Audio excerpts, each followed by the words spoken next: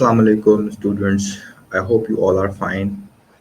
हमने last session के अंदर जो है वो सिस्टम ऑफ इक्वेशंस को डिस्कस किया था, जिसके अंदर हमने सब्स्टिट्यूशन और एलिमिनेशन मेथड करा था। ठीक है जी, और जिसके अंदर हमने जो है वो नंबर ऑफ जो इक्वेशंस थी उनको भी सॉल्व करके देखा था और उनके ग्राफ को डिस्कस किया था।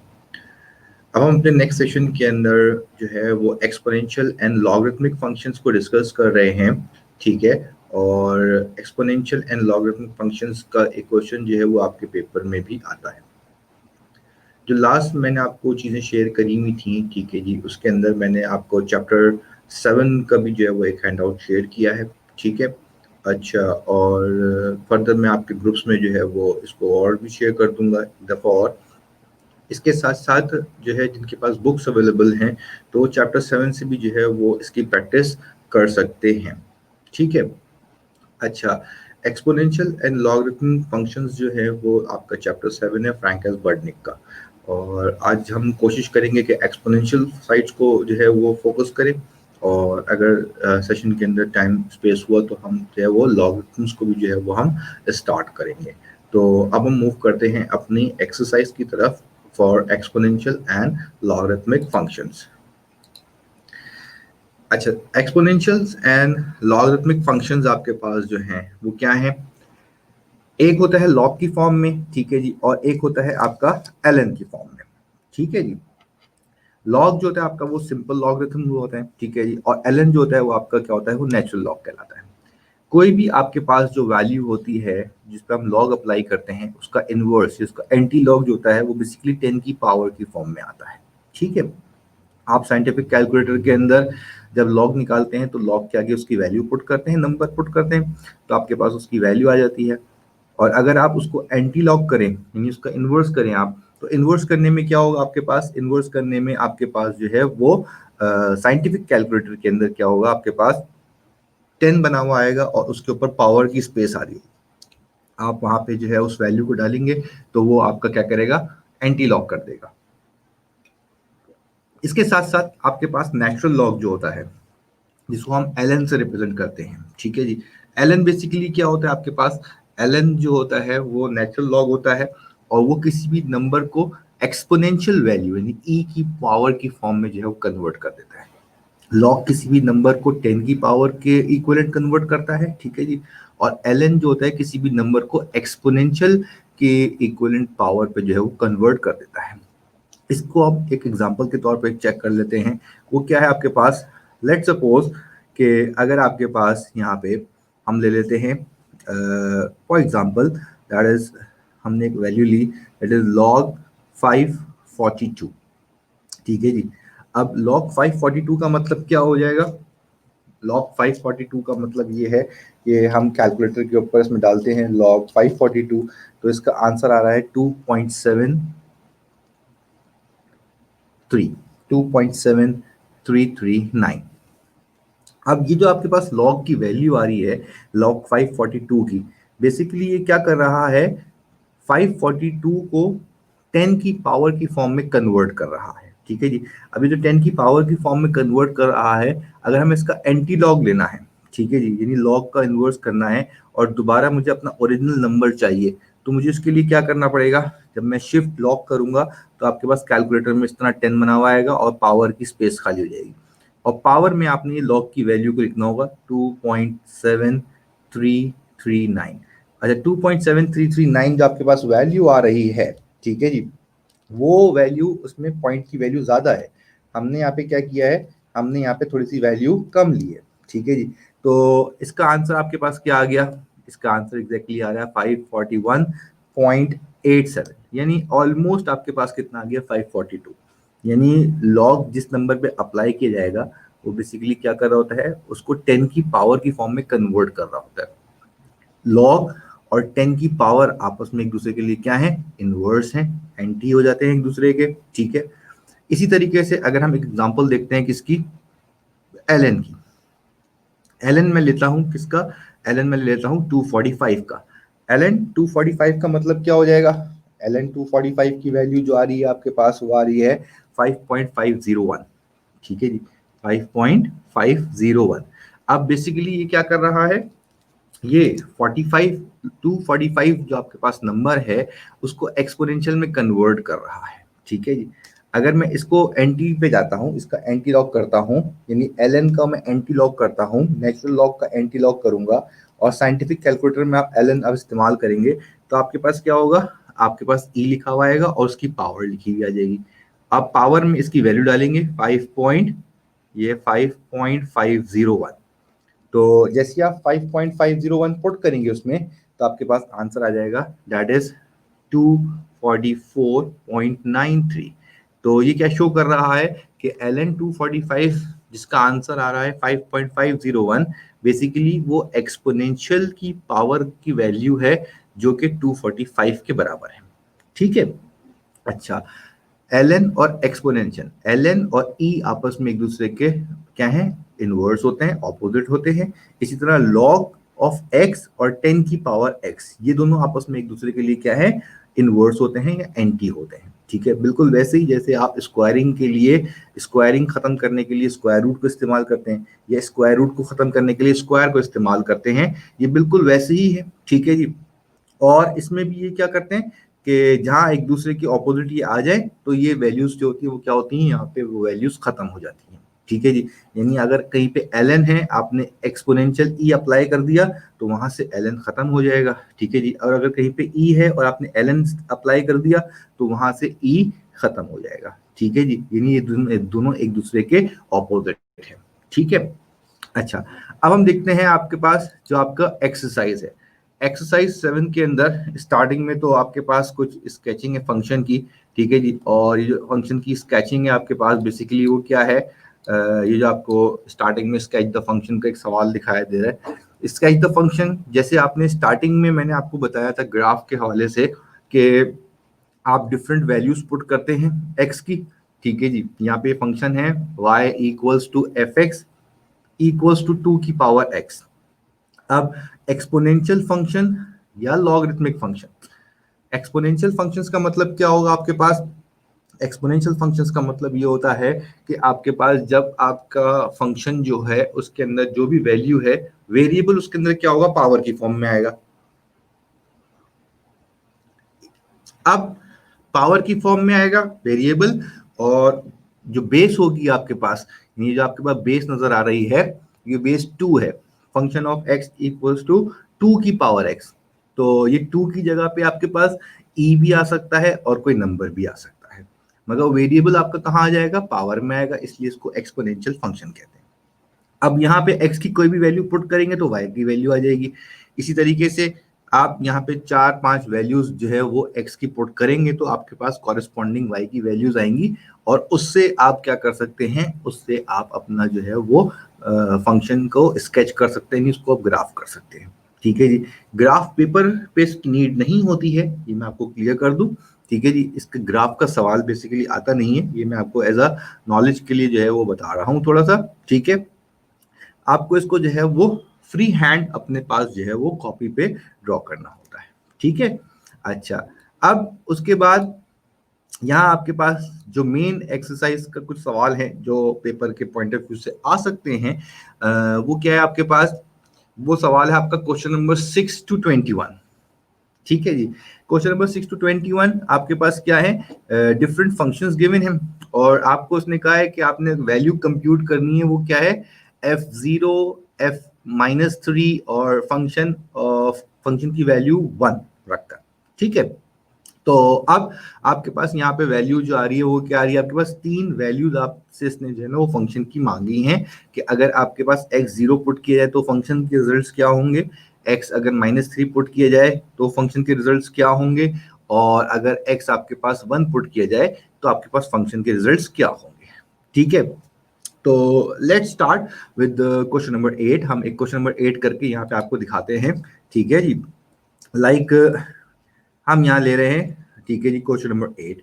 और क्वेश्चन नंबर 8 जो है वो है आपके पास, that is function of x equals to e की पावर x।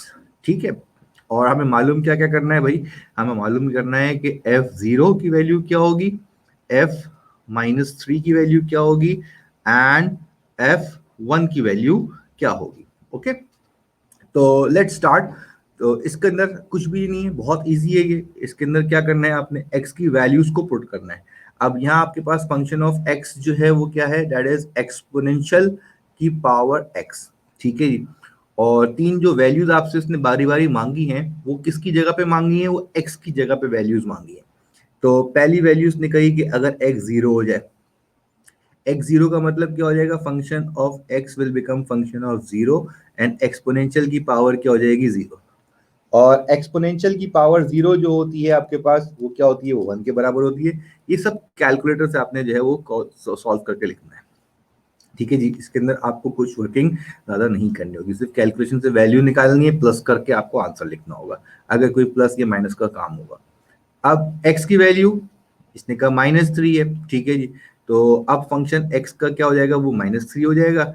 और एक्सपोनेंशियल की वैल्यू जो हो जाएगी वो क्या हो जाएगी, पावर में आ जाएगी -3। ठीक है जी।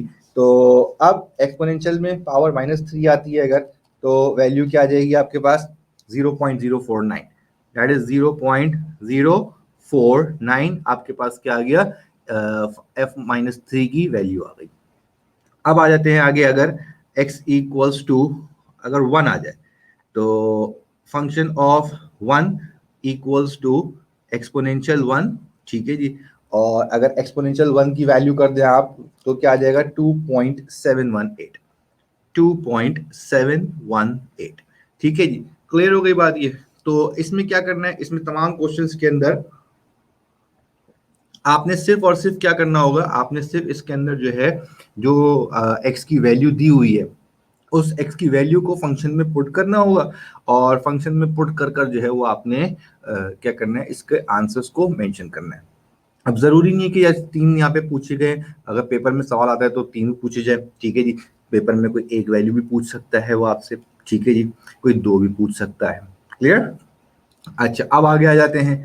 अब आगे जब आते हैं इसके अंदर, तो यानी आपके पास जो ये जो क्वेश्चन है 6 to 21, ये आपके पास समझ लें कि आपने जो काम करना है वो 6 to 21 पे करना है। क्लियर।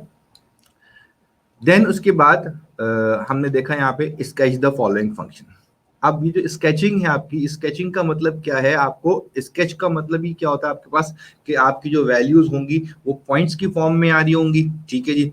और जब आपकी वैल्यूज पॉइंट्स की फॉर्म में आ रही होती हैं तो आप एग्जैक्ट वैल्यूज जो है वो नहीं कर सकते, तो आपने इसको फ्री हैंड बनाना होता है इस ग्राफ को। ठीक है।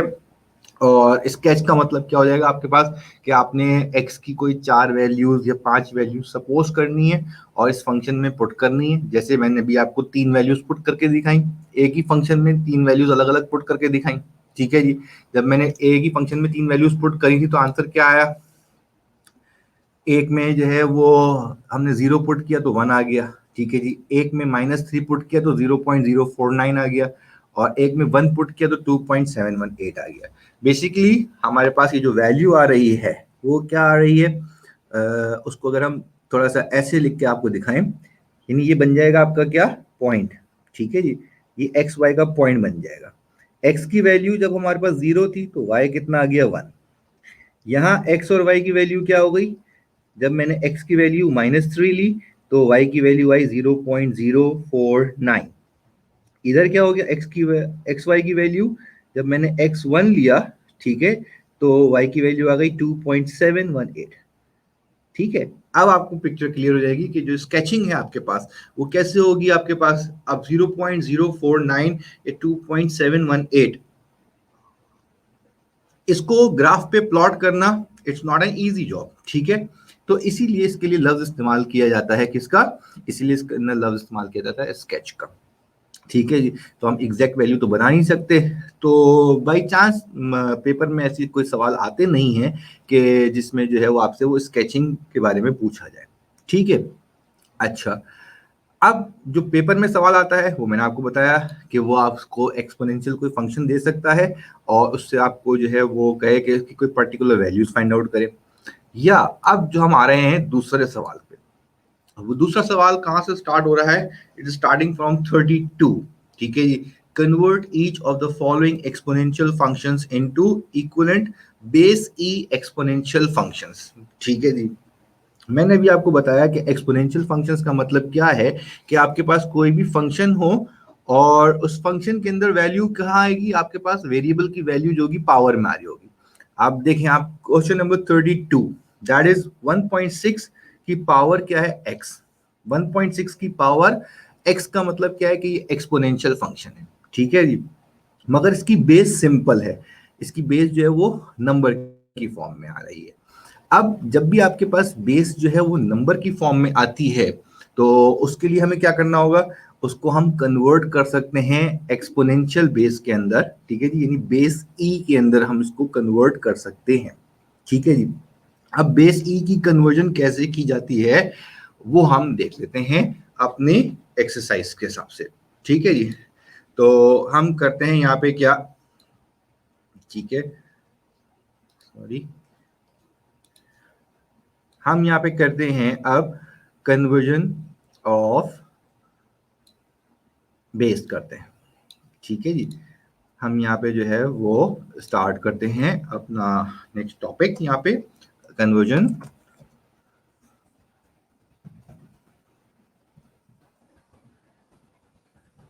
कन्वर्जन ऑफ बेस ई,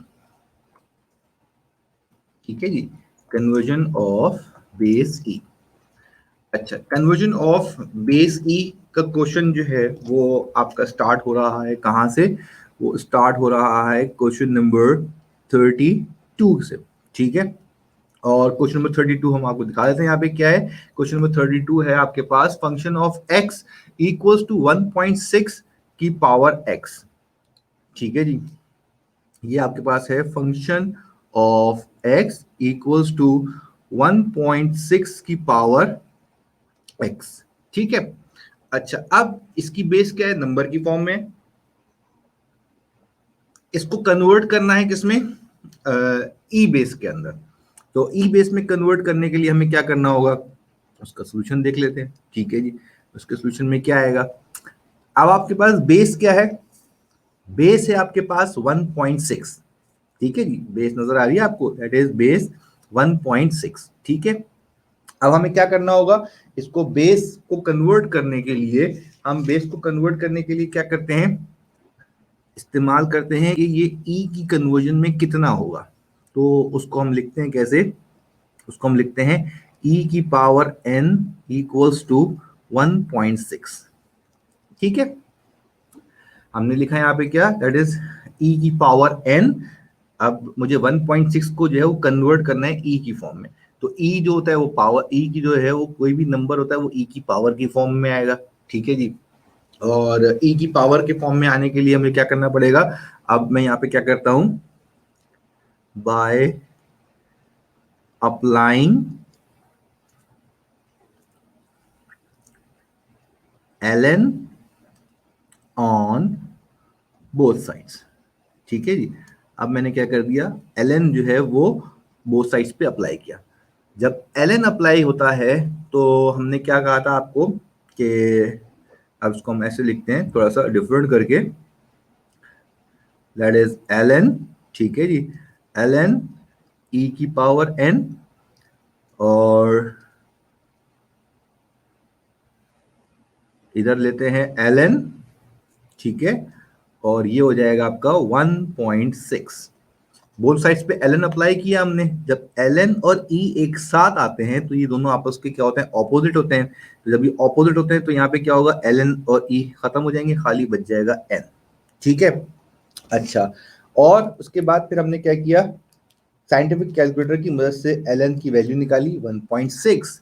तो n कितना आ गया आपके पास, n आ रहा है 0.47, ठीक है जी। यानी therefore अब क्या हो जाएगा आपके पास, therefore e की पावर n वैल्यू आ गई 0.47, तो e की पावर 0.47 जो है वो किसके बराबर हो जाएगी, 1.6 के बराबर हो जाएगी। क्लियर हो गई बात ये। और इस 1.6 की वैल्यू को मैं अपने फंक्शन में रिप्लेस कर सकता हूँ, यानी 1.6 की जगह मैं क्या लिख सकता हूँ, e की पावर 0.47। तो ये हो जाएगा function of x equals to 1.6 की जगह क्या था, ये था 1.6 की पावर x। तो अब क्या आ जाएगा, function of x equals to 1.6 की जगह आ जाएगा e की पावर 0.47 और होल पावर x। तो function of x will become exponential 0.47 और ये दोनों पावर आपस में मल्टीप्लाई होकर क्या हो जाएगा e की पावर 0.47x और ये हो जाएगा मेरा आंसर। ठीक है जी, क्लियर हो गई बात ये। This is called conversion of base E. किसी भी सिंपल बेस को हम क्या कर सकते हैं, बेस ई में कन्वर्ट कर सकते हैं।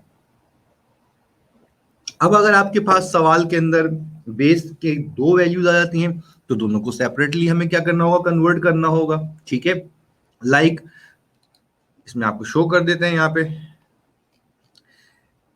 क्वेश्चन नंबर 32 से। ठीक है जी, क्वेश्चन नंबर 32 से ये है क्वेश्चन नंबर 45 तक। ठीक है जी, लेट मी सी यू, ये थोड़ा सा हमने बड़ा जूम करके आपको दिखा दिया। जिसके ऊपर बेस होगी, ठीक है जी, जिस बेस के ऊपर पावर होगी सिर्फ हमने उसको कन्वर्ट करना होगा। अब 38 के अंदर क्या है, 2.5 मल्टीप्लाई बाय 20 की पावर t। तो पावर किस पे है, सिर्फ ब्रैकेट पे है यानी 20 पे है। तो जो कन्वर्जन होगी, ई बेस की कन्वर्जन होगी वो सिर्फ 20 के लिए होगी। ठीक है, क्लियर हो गई बात ये। इसी तरीके से अगर आपके पास क्वेश्चन नंबर 44 में आप देखें तो 44 के अंदर दो अलग अलग वैल्यूज हैं जिनके पास पावर है। तो इन दोनों को हमने क्या करना होगा, अलग अलग ही सॉल्व करना होगा। ठीक है जी, तो हम एक काम करते हैं। ठीक है जी, इस सवाल का स्केच भी जो है ना, वो इस सवाल को भी आपको जो है वो थोड़ा सा सॉल्व करके दिखाते हैं यहाँ पे कि यहाँ पे वैल्यू कैसे आ जाएगी। ठीक है जी, अच्छा अब हम देख रहे हैं क्वेश्चन नंबर 44। ठीक है, अच्छा 44 क्वेश्चन आपके पास क्या है, function of X equals to, ठीक है, function of X equals to 0.4 की पावर x, ठीक है जी, और 0.8 की पावर x अपॉन 2। अब एक ही फंक्शन के अंदर दो बेसिस हैं तो इनको हमने क्या करना होगा, इनको हमने सेपरेटली सॉल्व करना होगा। ठीक है जी, दोनों की वैल्यूज अलग अलग लेनी होंगी। यानी एक दफा e की पावर n 0.4 से चेक करेंगे, ठीक है, और एक दफा e की पावर n आपका 0.8 से चेक किया जाएगा। क्लियर हो गई बात ये। अच्छा अब आपके पास जो है वो क्या आ जाएगा, सेम वही चीज आपके पास by applying ln on both sides. ठीक है जी, दोनों के लिए ही है तो हमने सिंगल ही लिख लिया है इसको। ठीक है, तो ये हो जाएगा आपके पास ln e की पावर n, ठीक है जी, और ln ये हो जाएगा 0.4। ln और e आपस में कैंसिल, n बच जाएगा और ln की वैल्यू 0.4, ln 0.4 की वैल्यू जो है वो आपके पास है माइनस,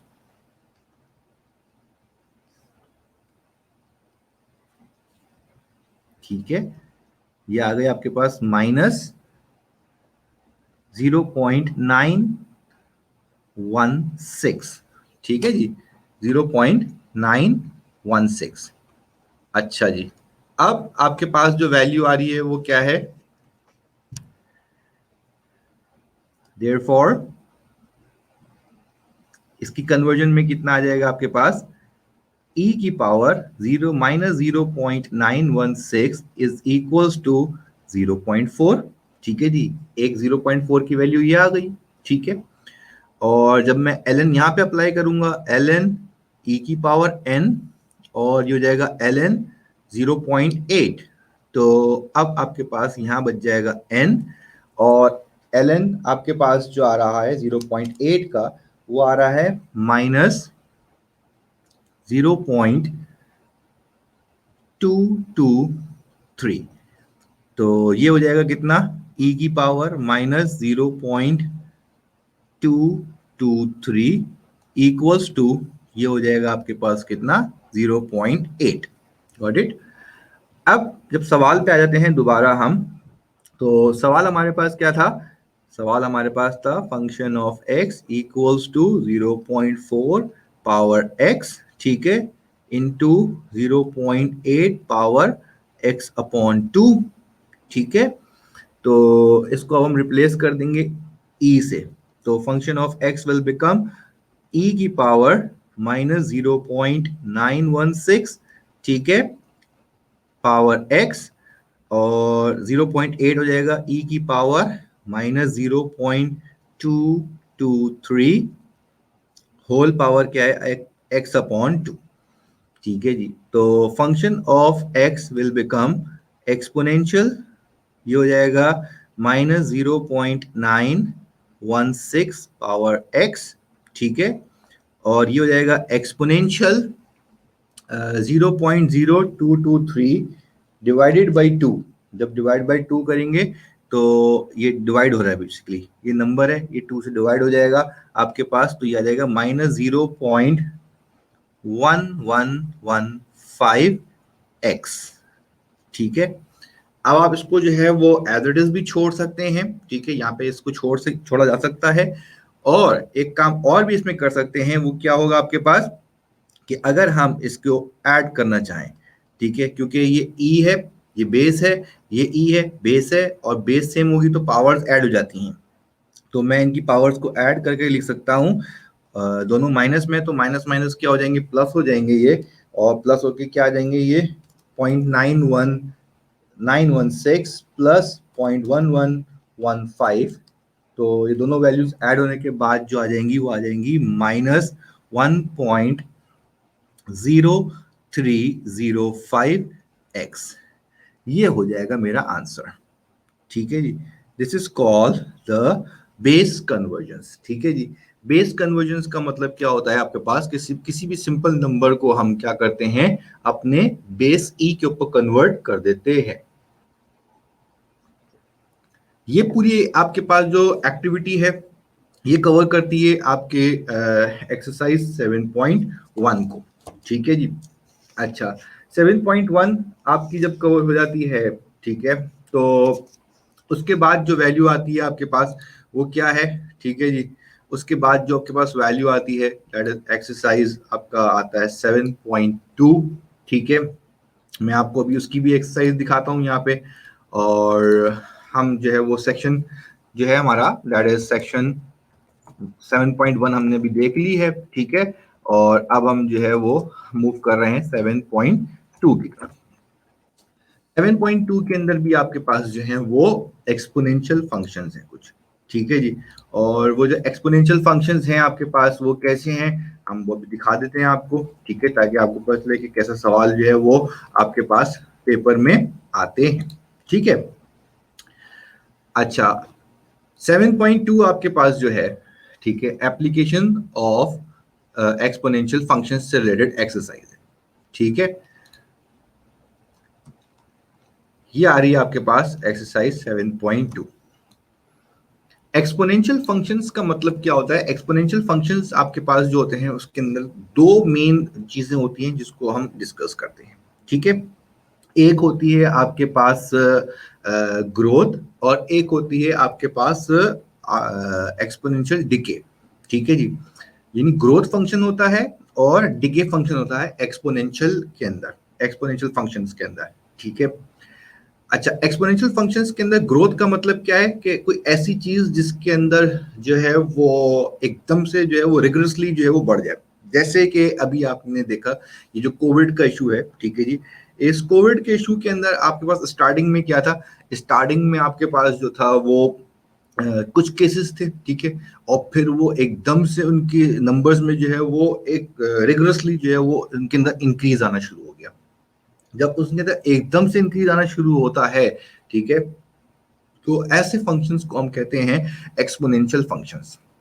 वो फ्लैट फंक्शंस नहीं होते जिनके अंदर जो है वो टाइम टू टाइम चेंज आता है, ऐसा नहीं होता। इनके अंदर क्या हुआ, एकदम से आपके पास क्या हो गया, इसका ग्रोथ फंक्शन अगर हम बनाते हैं तो क्या होगा, एकदम से आपका ग्राफ जो है ना ऊपर की तरफ चला जाएगा, स्टार्टिंग में कम और थोड़े ही पीरियड में बिल्कुल ही ऊपर चला जाएगा, ठीक है। और इसी तरीके से डीके फंक्शन होता है। डीके फंक्शन में क्या हो गया, डीके फंक्शन का मतलब क्या होता है, वो इसका ऑपोजिट हो जाएगा कि कोई भी चीज जो होती है वो एकदम से जो है वो क्या हो जाए, कम होना शुरू हो जाए या खत्म होना शुरू हो जाए, इसको हम कहते हैं एक्सपोनेंशियल डीके फंक्शन। जिसकी एग्जांपल अगर आपने अपने मेट्रिक क्लास के अंदर फिजिक्स के अंदर रेडियो एक्टिव एलिमेंट्स पढ़े होंगे, तो रेडियो एक्टिव एलिमेंट्स के अंदर जो होता है वो डीके होता है, ठीक है जी। तो उनके अंदर से रेडिएशंस निकलती रहती हैं और वो क्या होता है, कुछ टाइम के बाद वो तो है मेरे ख्याल से जहां तक मुझे याद पड़ता है, अगर आपने फिजिक्स के अंदर हाफ लाइफ का कॉन्सेप्ट पढ़ा हो, तो रेडियो एक्टिव एलिमेंट्स क्या होते हैं, उनके अंदर हाफ लाइफ का सिस्टम हो रहा होता है। कुछ टाइम के बाद उसकी जो होती है वो जो उनका उसका मैग्नीट्यूड होता है, उसका जो अमाउंट होता है वो क्या होता है, वो हाफ हो जाता है, ठीक है। तो वो कहलाता है आपके पास क्या, एक्सपोनेंशियल डीके फंक्शंस, ठीक है जी। तो इसके जो क्वेश्चंस हैं उसके अंदर भी आपके पास क्या है, उनके अंदर भी जो है वो आपका ग्रोथ और डिके ही को डिस्कस किया गया है, ठीक है।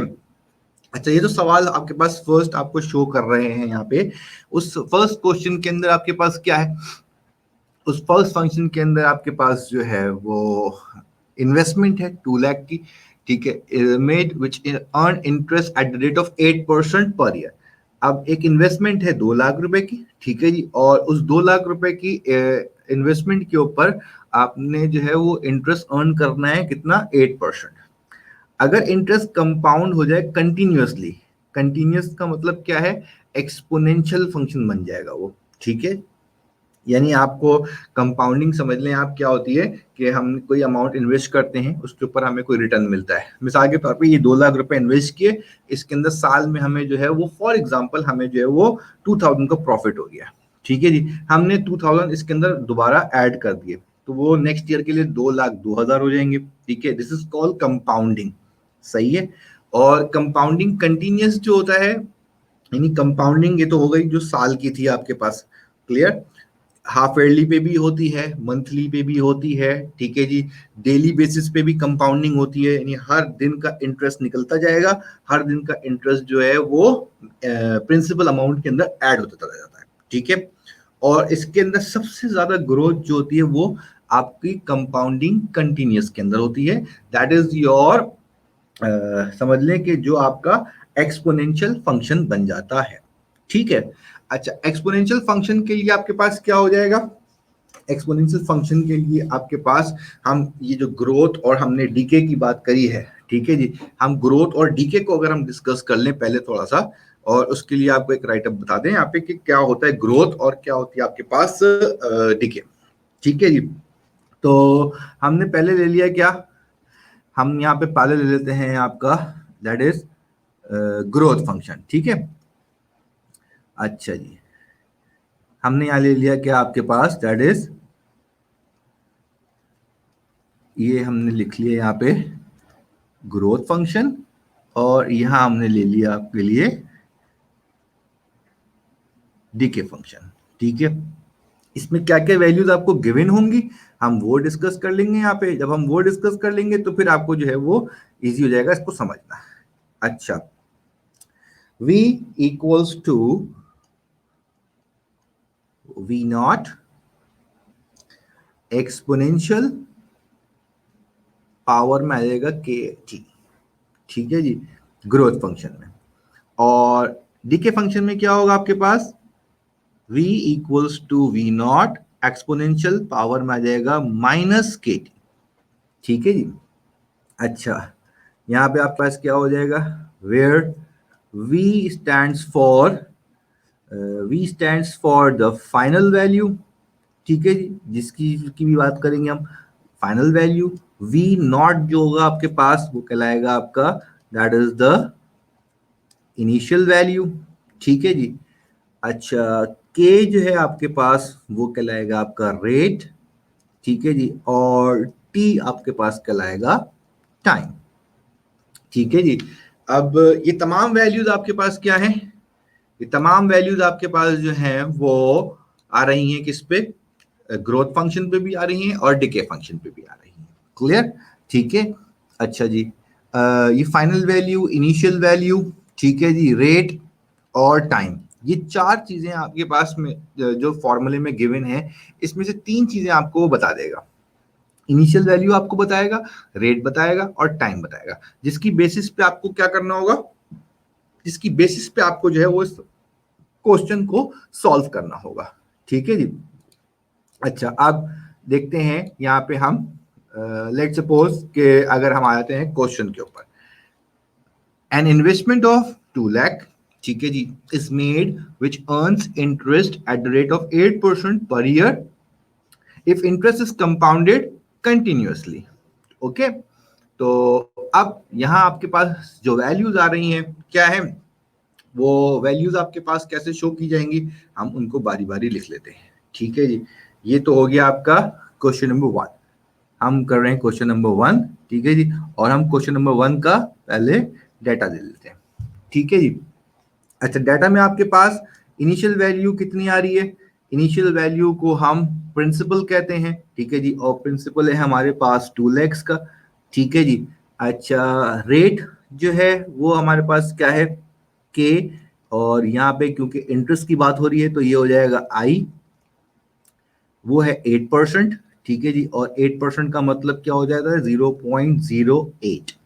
और टाइम जो है वो आपके पास, ठीक है जी, दोनों वैल्यूज में सेम ही रहता है। ठीक है जी, तो टी जो है आपके पास वो कितना आ जाएगा, टी जो है आपके पास सवाल में दिया हुआ है कितना।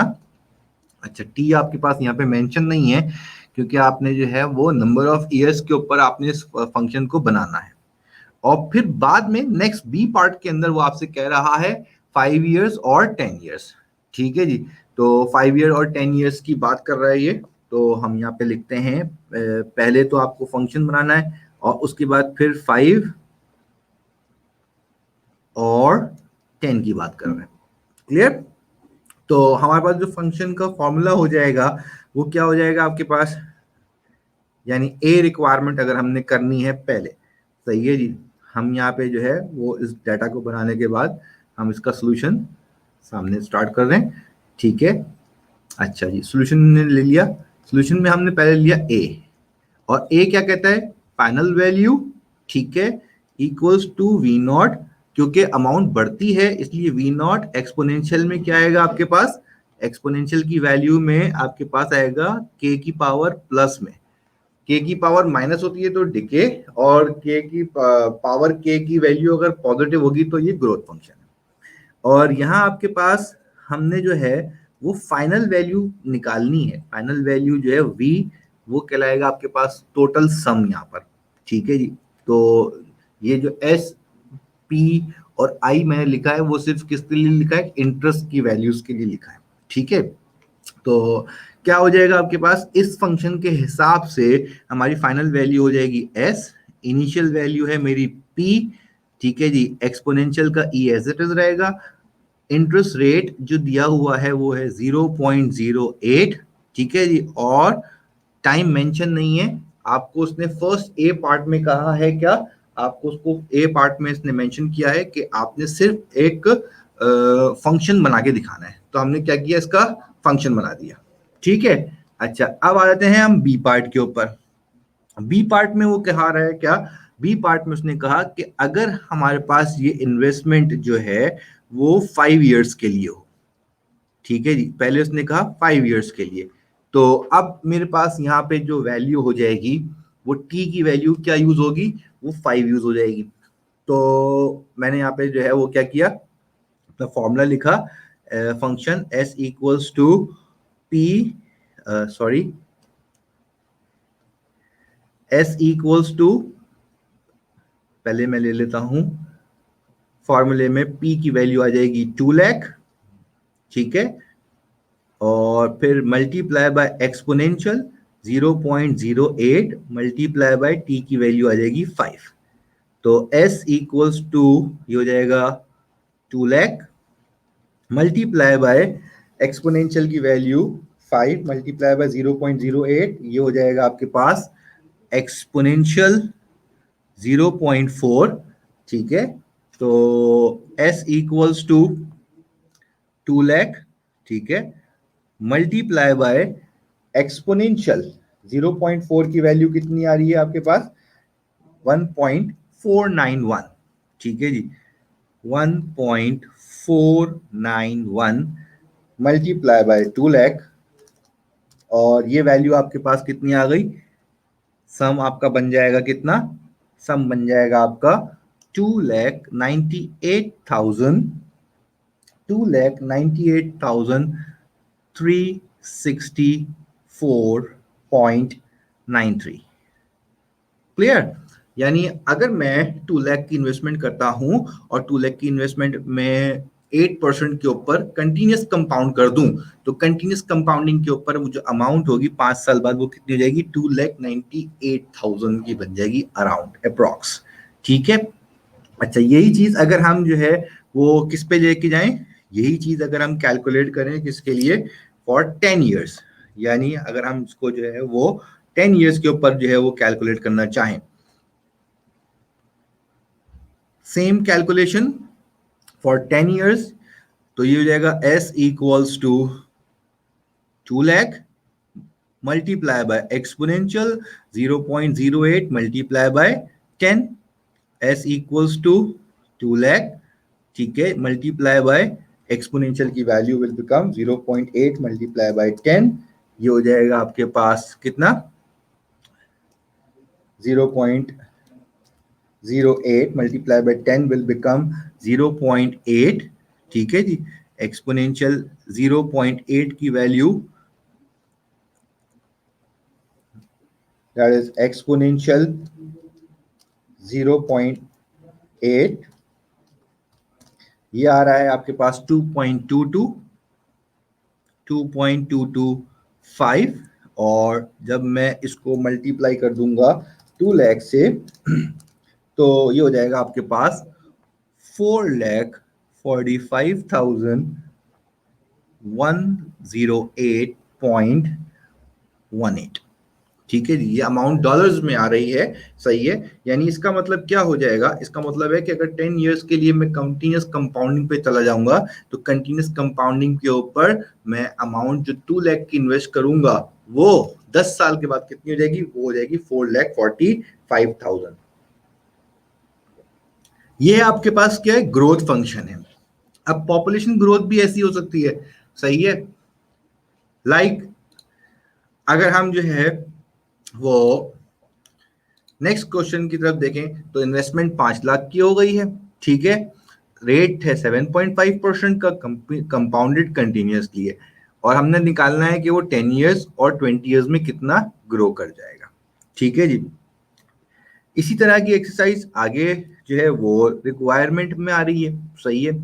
Determine the length of time required for the investment to double in the value, ठीक है जी, और टू क्वाड्रुपल, क्वाड्रुपल मतलब 4 टाइम्स हो जाएगा। ठीक है। तो अब यहाँ पे आपके पास, आपको इस सवाल को करने के लिए सबसे इंपॉर्टेंट चीज जो रिक्वायर्ड है वो क्या है? सबसे इंपॉर्टेंट चीज है आपके पास आपका डेटा होना चाहिए। ठीक है जी। अब वो कहता है कि भाई आपके पास वैल्यू जो है वो कितनी हो जाएगी, आपके पास कितने टाइम के अंदर वो वैल्यू जो है इन एक्सरसाइज 2, यानी क्वेश्चन नंबर 2 के अंदर जो है, या आपके पास क्वेश्चन नंबर 1 में, सॉरी, वो कह रहा है कि जो क्वेश्चन नंबर 1 की वैल्यू है, ठीक है जी, यानी 2 लाख की जो अमाउंट है वो कितने टाइम में डबल हो जाएगी। ठीक है। तो अगर हम इसको चेक करें क्वेश्चन को, तो इनिशियल वैल्यू 2 लाख हो गई और फाइनल वैल्यू उसने कही है 4 लाख। ठीक है। और आपसे उसने टाइम मांग लिया, तो उसके लिए क्या हो जाएगा आपके पास? अब हम इसी क्वेश्चन को यहाँ पे ले लेते हैं, सही है, ताकि आपको जो है वो चीज क्लियर हो जाए। ये क्वेश्चन नंबर 3, ठीक है जी। और क्वेश्चन नंबर 3 का डाटा अगर हम ले लेते हैं, तो क्वेश्चन नंबर 3 का डाटा क्या कहता है आपके पास? जैसे इनिशियल वैल्यू आपके पास थी 2 लाख, सही है, और उसने कहा आपको कि फाइनल वैल्यू जो है वो क्या होनी चाहिए? इसकी डबल होनी चाहिए। तो 2 लाख की डबल वैल्यू कितनी हो जाएगी? 4 लाख हो जाएगी। क्लियर? अच्छा, और इसके अंदर आपका रेट कितना था? के की वैल्यू, आपको जो रेट था वो 8% था, ठीक है, रेट तो चेंज नहीं हुआ है, बट आपसे उसने जो है वो कहा है कि आपको टाइम यहाँ पे निकालना है। अब टाइम निकालने के लिए क्या हो जाएगा आपके पास? टाइम निकालने के लिए हमें यहाँ पे क्या करना पड़ेगा? हम इसको यहीं पे जो है वो सामने ही सॉल्व करते हैं आपके। ठीक है जी। तो अगर हम बेसिक फॉर्मूला लिखें, final value equals to initial value exponential के की पावर टी। ठीक है। तो ये क्या हो जाएगा आपके पास, फाइनल वैल्यू इज 4 लाख, ठीक है, इनिशियल वैल्यू 2 लाख, ठीक है, और एक्सपोनेंशियल वैल्यू 0.08 टी हमें मालूम नहीं है। ये 2 लाख मल्टीप्लाई हो रहा है, इधर आके डिवाइड हो जाएगा, तो ये हो जाएगा आपका 4 लाख डिवाइडेड बाय 2 लाख, ठीक है, और ये हो जाएगा आपका एक्सपोनेंशियल 0.08 टी। क्लियर? अच्छा, अब जब ये कैंसिल आउट करेंगे आप, तो ऑब्वियस सी बात है कि 2 लाख और 4 लाख कैंसिल हो जाएगा, और 2 लाख 4 लाख कैंसिल होने के बाद 2 4 इस तरह आ जाएगा ये एक्सपोनेंशियल 0.08 टी, ठीक है। अच्छा, और जब हम इसको सॉल्व करते हैं, तो फर्दर इसको और आगे मजीद सॉल्व कर लें अगर, तो क्या बन जाएगा आपके पास ये, इसको अगर मैं शिफ्ट करके लिख दूं, यानी मुझे टी निकालना है तो मैंने टी इधर ले लिया, ठीक है, पूरी साइड शिफ्ट करने पे कोई फर्क नहीं पड़ता।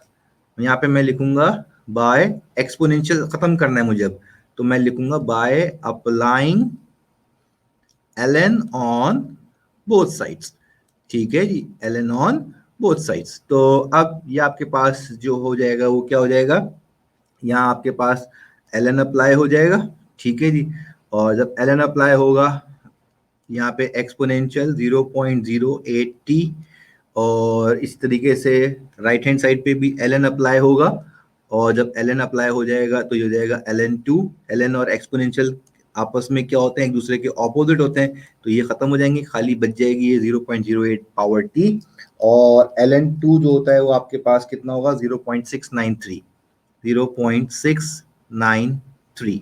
अब t की वैल्यू निकालने के लिए 0.693 दैट इज डिवाइडेड बाय 0.08, ठीक है जी, डिवाइडेड बाय 0.08, ये आ गया कितना आपके पास 8.66। तो t की वैल्यू आपके पास जो आ रही है वो आ रही है 8.66 ईयर्स, ठीक है जी, 8.66 ईयर्स ये आपके पास जो है वो वैल्यू आ रही है, ठीक है। और ये वैल्यू क्या शो कर रही है आपको, यहाँ पे ये वैल्यू आपको ये शो कर रही है, ये जो आपने निकाली है यहाँ पे वैल्यू, ये वैल्यू यहाँ पे ये शो कर रही है कि 8.66 ईयर्स के अंदर आपकी जो अमाउंट 2 लाख थी वो 4 लाख हो जाएगी। अगर आपको जो है वो उसको 4 टाइम्स करना है, तो क्या करना पड़ेगा आपको भाई, ये जो आपने फाइनल वैल्यू थी 2 लाख का 4 टाइम्स कितना हो जाएगा, 2 लाख का 4 टाइम्स हो जाएगा 8 लाख, तो हमने यहाँ पे 8 लाख रख के सॉल्व करना है, तो इस तरीके से आप वैल्यूज की निकाल सकते हैं, ठीक है। क्लियर हो गई बात ये? तो अब यहाँ आपके पास ये तो आपके पास वैल्यूज थी इन्वेस्टमेंट पॉइंट ऑफ व्यू से। मैं इसका नेक्स्ट आपको दिखा देता हूँ यहाँ पर। नेक्स्ट आपके पास जो क्वेश्चन है वो आपका ग्रोथ और डिके से रिलेटेड फंक्शंस जो आपके पास हैं, देखें यहाँ पे आपको नजर आएगा, that is population growth function, ठीक है। The population of a South American country has been grown exponentially at a constant rate of 2.5%। तो इसका मतलब आपके पास रेट गिवन है, the population on January 1 1985 was 40 million, ठीक है जी।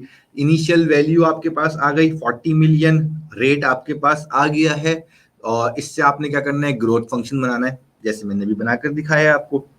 सेम इसी तरीके से फिर बताता है वो आपको कि 1985 में 40 मिलियन थे, तो 1995 के अंदर बताइए कि कितना हो जाएगा।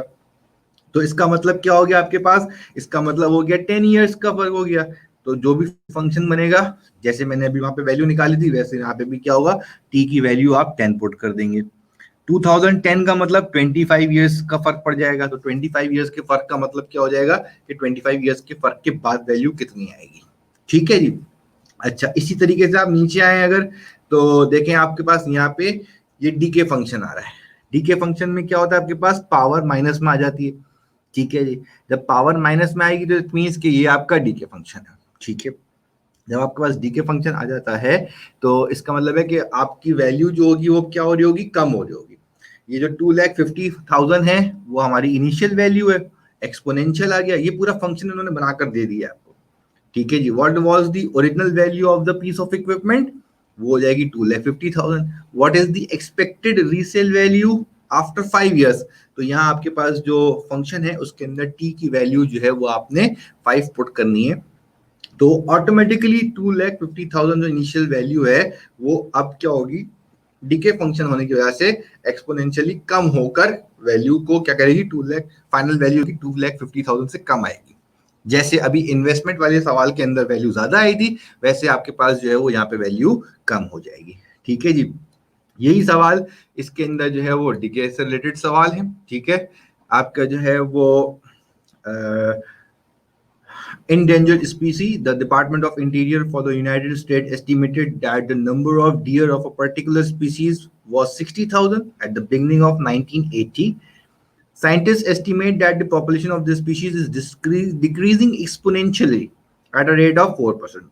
अब आपने डेटा क्रिएट करना है, इनिशियल वैल्यू 60,000 हो गई है, रेट आ गया 4%, तो आपके पास जो वैल्यू आएगी वो क्या हो जाएगी, वो हो जाएगी आपके पास अभी आपके पास टाइम यहाँ पे मेंशन नहीं है, तो फंक्शन में जो है वो आप टी मेंशन करेंगे। What is the population of expected to equal in the year 2000 if the decay rate remains constant. तो इसका मतलब क्या हो गया, इनिशियल वैल्यू 60,000 है, रेट 4% है, और टाइम कितना बता दिया उन्होंने यहाँ पे 1980 से 2000, यानी 20 ईयर्स का टाइम। तो टी की जगह आप पुट कर देंगे 20, तो आपको फाइनल वैल्यू मिल जाएगी। और डिके फंक्शन है, तो डिके फंक्शन का मतलब क्या हो जाएगा भाई, डिके फंक्शन का मतलब ये हो जाएगा आपके पास कि वैल्यू जो होगी आपके पास वो माइनस में आएगी, लाइक दिस। ठीक है जी, यहाँ आपके पास जो होगी वो वैल्यू जो है वो क्या होगी, माइनस में आ जाएगी, यानी इनिशियल वैल्यू 60,000, एक्सपोनेंशियल रेट आपका 4%, 0.04, और टी आ जाएगा 20, और पावर जो होगी वो आपकी क्या होगी, वो माइनस में ली जाएगी। ये आपका डिके फंक्शन, जैसे आपका ग्रोथ फंक्शन सॉल्व होता है वैसे आपका जो है वो डिके फंक्शन भी सॉल्व होता है। ठीक है, तो ये आपके पास एक्सरसाइज जो थी वो 7.2 है। ठीक है, तो अब यहाँ हमने जो है वो एक्सपोनेंशियल फंक्शंस को जो है वो डिस्कस कर लिया है। ठीक है जी, यहाँ हमने जो है वो एक्सपोनेंशियल फंक्शंस को डिस्कस कर लिया है काफी डिटेल में, उसके क्वेश्चंस भी देख लिए, बुक से भी क्वेश्चंस देख लिए हैं। ठीक है, तो मेरी फिर आपसे यही रिक्वेस्ट है कि जो क्वेश्चंस हम यहाँ कर चुके हैं तो एक दफा आप उसको जो है वो सॉल्व करें। ठीक है, एक दफा आप अपना जो प्रैक्टिस में लेकर आएंगे तो पहले उन क्वेश्चंस को सॉल्व करें जो हमने यहाँ पे डिस्कस किए हैं, और उससे रिलेटेड पे जो क्वेश्चंस आपके एक्सरसाइज में हैं आप उनको सॉल्व करें, देन फिर आप कुछ जो है वो अलग एक्सरसाइज की प्रैक्टिस कर सकते हैं। ठीक है, you can ask any question related to these exercises. ठीक है, आप, मैं आपके पास आपके व्हाट्सएप ग्रुप में अवेलेबल हूँ, आप प्रैक्टिस करें इन क्वेश्चंस की जो मैंने स्पेसिफाइड क्वेश्चंस आपको बताए हैं। अगर आप को मिस कर दिया अगर आपने, तो आप मुझे जो है वो लिंक करके जो है वो कंफर्म कर सकते हैं कि कौन से इंपॉर्टेंट क्वेश्चंस हैं इन दोनों एक्सरसाइजेस के अंदर, और वो एक्सरसाइजेस के क्वेश्चंस जो हैं वो फिर हम जो है वो लेकर आपको दे देंगे। ठीक है, आपने उन को फोकस करना है, उन क्वेश्चंस को फोकस ज्यादा करना है। ठीक है, बाकी कोई भी कंफ्यूजन हो इंशाल्लाह आप मुझसे पूछ सकते हैं, रब्ता कर सकते हैं। इंशाल्लाह अपने नेक्स्ट सेशन में हम लॉगरिथमिक फंक्शंस को डिस्कस करेंगे और उसमें फिर हम चैप्टर 7 को कंप्लीट करेंगे। तब तक के लिए अल्लाह हाफिज एंड थैंक यू।